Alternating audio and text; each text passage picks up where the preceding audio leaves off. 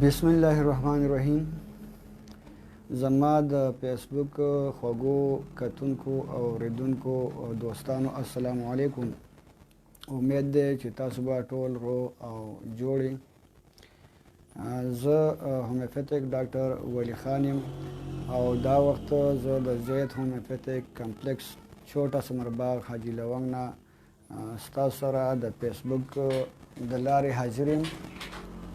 دوستانو، نن به مونږه د بواسیرو په مرض باندې خبرې اترې کوو چې د بواسیرو مرض څه شی دی او د بواسیرو مرض څنګه جوړیږي، د دې قسمونه څه دي، او که چاته خدای مکه د بواسیرو بیماری وي نو هغه ته څه احتیاطي تدابیر کول پکار دي او مونږ ته په خوراکونو کې کوم خوراکونه پکار دي.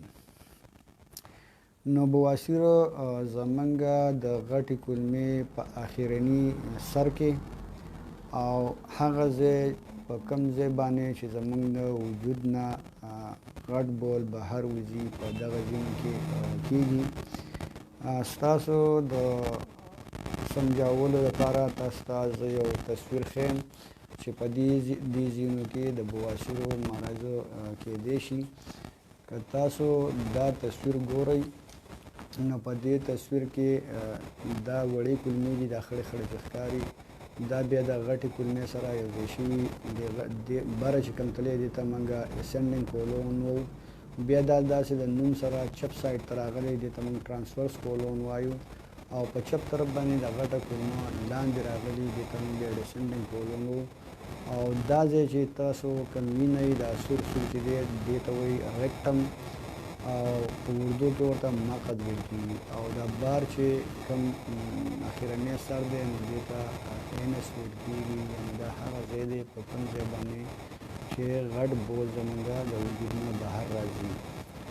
نو که تاسو ګورئ دا ریکټم چې کوم دی په دې کې د رګونو یو نیټورک وي، یعنې دا د دې کې ډېر زیات رګونه دي، او کله چې په څه وجه باندې په دې رګونو باندې پریشر راشي یا په دې کې زخم پیدا شي یا په دې کې پړسوب پیدا شي نو د دې نه د بواسیرو مرض جوړیږي. او دغه شانې بهر چې کوم یو اینس دی، یعنې په کوم ځای باندې چې د انسان د وجود نه غټ بول بهر راوځي په دې ځای کې هم ډېر رګونه وي، او په دغه باندې چې د څه وجې نه پریشر راشي نو دغه پړسېږي، په دې کې سوزش پیدا کېږي، زخم پیدا کېږي، او دغه حالت ته مونږه بواسیر وایو.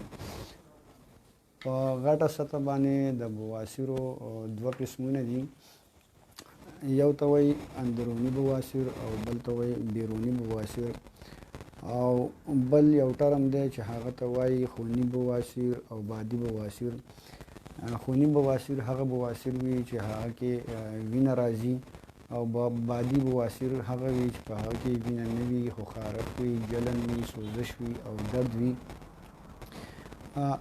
هغه بواسیر چې هغه په د غټې کولمې په اخرني سر کې د انسان نه د وجود نه دننه وي هغه ته مونږه اندروني بواسیر وایو، او اندروني بواسیر چې کوم دي دا په عام طور باندې په دې کې درد نه وي خو وینه راځي، او کله چې د غټو بولو سره وینه راځي نو هغه بالکل تکه سره وي، او کله کله چې دغه غوټې جوړې شي نو دغه غوټې که د انسان میتیزې سختې وي یعنې قبض وي نو دغه بهر د میتیزو سره راوځي.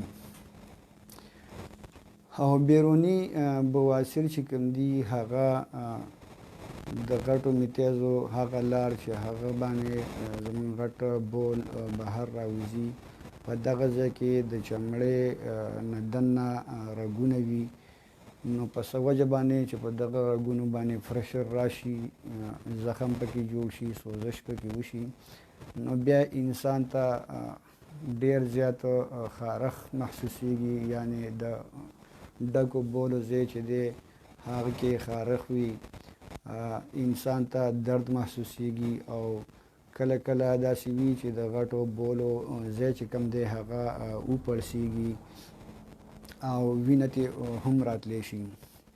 بعضې حالاتو کې داسې کیږي چې کله دغه رګونه وپړسیږي او دې ته وینه راشي، نو دغه وینه په دغه رګونو کې جام شي او یو غوټه شانې ته جوړه شي. انسان ته بیا ډېر سخت درد کیږي. چاته په هر بیمار کې د دې علامات مختلف وي. بعضې بیمارانو ته د میتیزو نه مخکې درد وي، بعضې بیمارانو ته د غټو بولو کولو په دوران کې درد وي، او بعضې بیمارانو ته د غټو بولو نه وروسته سخت درد کیږي. په بعضې بیمارانو کې درد داسې وي چې هغه د لږ ټایم دپاره وي، او په بعضې بیمارانو کې داسې وي چې دغه درد د ګڼټو پورې وي. دا بیروني بواسیر دي. دغه شانې کله چې د غټو بولو په ځای کې خارښ وي، نو ځینې خلکو ته د میتیزو نه مخکې خارښ کیږي، ځینو ته د میتیزو په دوران کې خارښ وي، او ځینو ته د میتیزو نه وروسته خارښ کیږي. او په دغه ځینو کې یعنې هغه ځای چې په هغه باندې غټ بول بهر راوځي، نو په هغه کې دانې جوړ شي، ګل چاپیره ته دانې کیږي، او کله چې بیا انسان غټ بول کوي، نو په دغه دانو باندې پرشر پرې وځي. د هغه د وجې نه انسان ته سخت درد کیږي، او خارښ هم ورته کیږي، سوزش او جلن هم ورته کیږي. او کله چې دغه دانې وشوي، نو بیا ته وینه هم راځي. د بواسیرو علامات په هر مریض کې مختلف وي. داسې نه ده چې ټول علامات دې په ټولو مریضانو کې یو شانې وي. اوس راځو دې ته چې بواسیر ولې جوړیږي او د دې څه وجوهات دي. دوستانو، که ستاسو د بواسیرو په باره کې څه سوالات وي، نو تاسو یې په کمنټ کې ولیکئ. زه به کوشش کوم چې تاسو ته ستاسو جوابونه درکړم. د بواسیرو د ټولو نه غټه وجه چې کوم ده، هغه قبض دی. یعنې هغه خلک چې هغه قبض وي، نو هغو ته د بواسیرو شکایت کیدی شي. کم سړی چې قبض وي، میتیز یې خشکې وي، سختې وي، نو هغه چې کله ډک بول کوي، نو د ډکو بولو سره هغه زور لګوي او ساه هم نیسي. یعنې چې کله غټ بول کوي، نو هغه د بولو د پاس کېدو لپاره زور لګوي، او کله چې زور لګوي، نو په ریکټم کې یعنې د غټې کولمې په اخره سر کې چې کم رګونه وي، په دې باندې پرشر پرې وځي، دباو پرې وځي. بیا دغه رګونه وپړسیږي، په دغه کې سوزش پیدا شي، جلن پکې پیدا شي، زخم پکې پیدا شي، او د دغه پړسېدو د وجې نه دلته دننه دانې هم پیدا کیږي. نو قبض چې کوم دی او بواسیر دا لازم و ملزوم دي. هغه خلک چې هغه د قبض ښکار وي، نو هغه ته د بواسیرو د جوړېدو چانسز ډېر زیات وي. بل هغه خلک چې هغه که د هغه میتیزې نرمې وي یا قبض وي، خو که هغه په ټایلټ کې وي او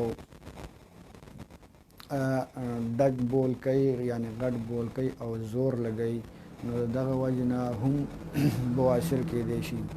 بیا هغه خلک چې هغه ډېر زیات د ناستې کار کوي یا ډېر زیات د ولاړې کار کوي، یعنې په ورځ کې چې څو نه چا داسې پیشه وي چې هغه ټوله ورځ ناست وي، یا داسې پیشه وي چې هغه ټوله ورځ ولاړ وي، نو داسې خلکو ته هم د بواسیرو شکایت کیدی شي.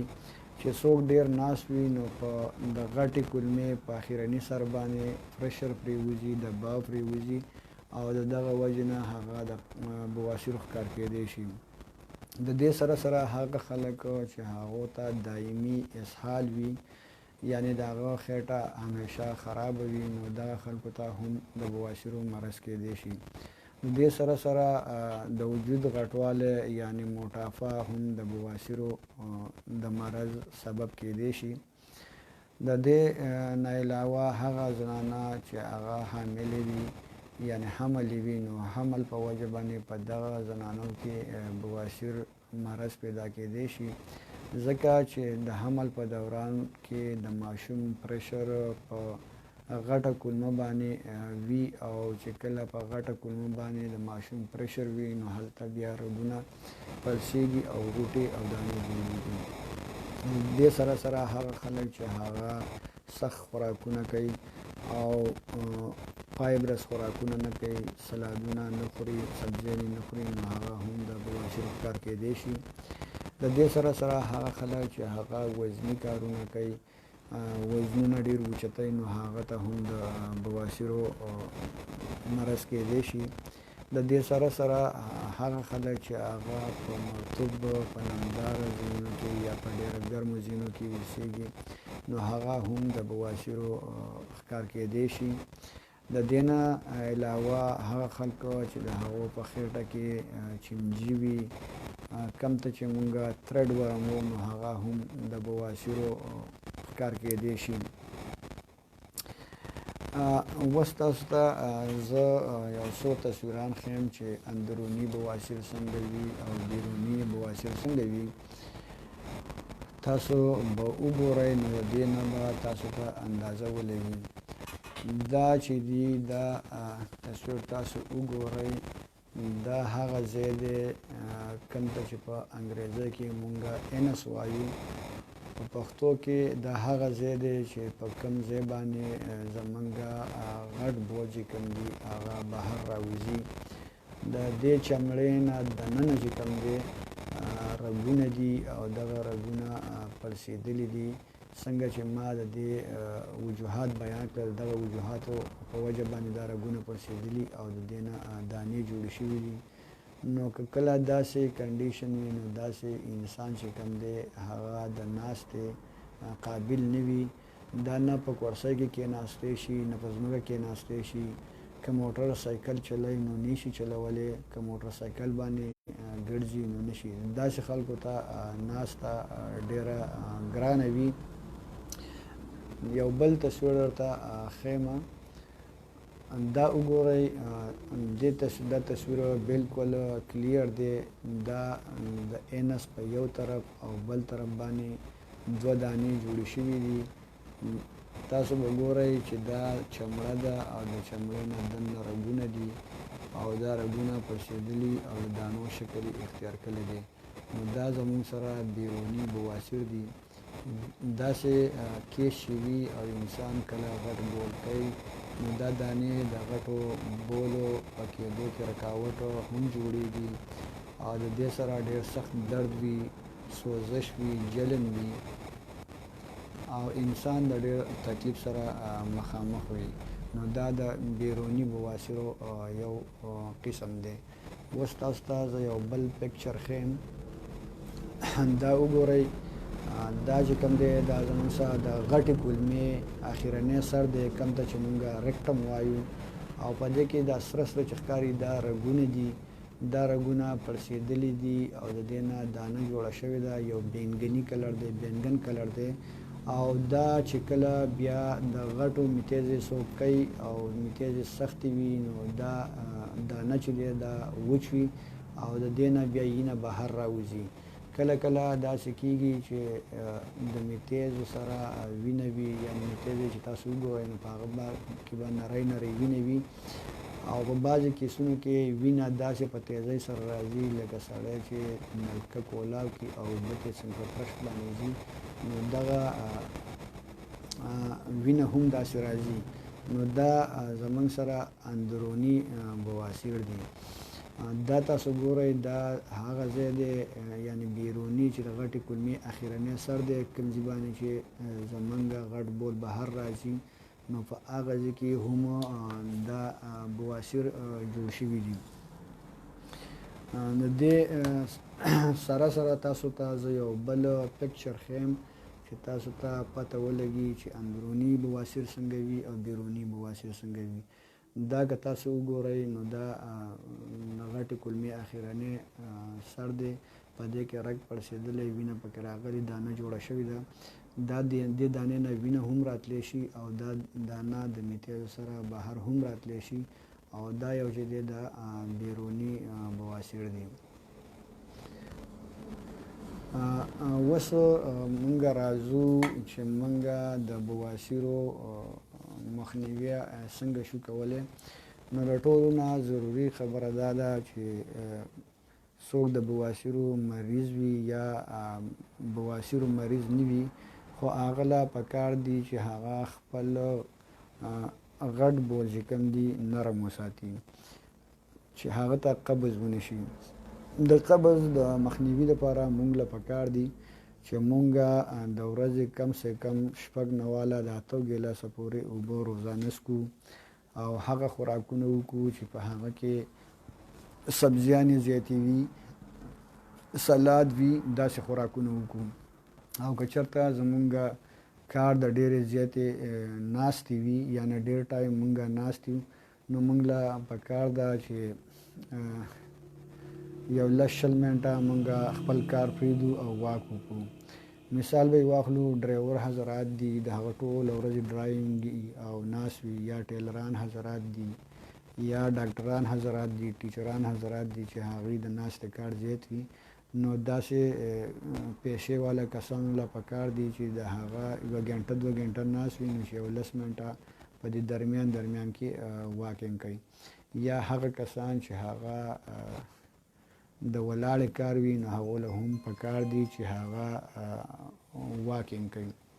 د دې نه علاوه کم خلک چې باتروم ته ځي او باتروم کې ټایم زیات اخلي یعنی میتیزې په زور کېږي یا زر نه کېږي او هغه زورونه کوي نو هغو له پکار دي چې هغه د زور نه لګوي. کله کو پوره بولې ونه شي نو پکار دا ده چې هغه پاسېږي، وګرځي را وګرځي او که بیا یې خواهش پیدا شو نو غټ بول دی کوي. یعنې د بولو په کېدو باندې دی ډېر ټایم هم نه وباسي او ډېر زور دی هم نه لګوي. د دې نه علاوه چاته چې د غټو بولو حاجت پیښ شي نو هغه دې سمدستي غټ بول کوي، ځکه چې هغه که انتظار وکړي نو بیا یې د غټو بولو خواهش ختمیږي او زمونږ په غټه کلمه کې چې کوم سټول وي، پاخانه وي، هغه وچه شي او سخته شي او دا هم بیا د بواسیرو یو سبب کېدی شي. د دې نه علاوه مونږ ته هلکه اکسرسایز هم پکار دی. داسې کسان چې هغه د بواسیرو ښکار وي، هغه ته بواسیر وي نو هغو له پکار ده چې هغه فروزن فود نه خوري، هغه خوراکونه چې هغه پریس شوي وي، کولډ ډرنکس دې نه استعمالوي، کوک، پیپسي دا دې نه استعمالوي، د بیکرۍ سامان دې نه استعمالوي، د بیکرۍ چې کوم دغه دي هغه دې نه استعمالوي، مرچ مسالې، بینګن او مرغین غذایان دې نه استعمالوي او هغه خوراکونه چې هغه بادي وي هغه دې نه استعمالوي. د سموسې، پکوړې، کباب او پراټې داسې شیونه دې اجتناب وکړي. په هومیوپیتیک طریقه علاج کې د بواسیرو بهترین علاج موجود دی. که هر قسم بواسیر وي، که هغه بادي وي او که خوني وي، د هومیوپیتیک په ذریعه دوایانو په ذریعه باندې بغیر د اپریشنه د دې علاج ممکن دی او د 15 ورځو نه واله تر د 1 میاشتې علاج کولو سره هر قسم بواسیر ختمېدی شي. که تاسو ته چېرته د بواسیرو مرض پخپله وي یا ستاسو دوستانو ته وي یا ستاسو په چم ګاونډ کې وي نو دغه خلکو ته دا مشوره تاسو ورکئ چې د اپریشن کولو نه مخکې د یو ځل ضرور هومیوپیتیک علاج وکړي. امید دی چې هغو ته به الله تعالی شفای کامله ورکړي. دوستانو که ستاسو څه کوېشن وي نو تاسو یې کولی شئ. زه به کوشش کوم چې تاسو ته ستاسو د سوالونو جوابونه درکړم. یا تاسو زما په واتساپ نمبر 0300398054 باندې کال هم کولی شئ. د دې نه علاوه زما دا پیج چې دی ډاکټر ولی خان هومیوپیتي کلینیک باجوړ دا لایک کړئ. زه به کوشش کوم چې ستاسو ته په یوه بیمارۍ باندې ستاسو سره تفصیلي خبرې وکړم. چې تاسو ته د بیمارۍ متعلق څه نه څه آیډیا ذهن ته راشي. تھینک یو جی.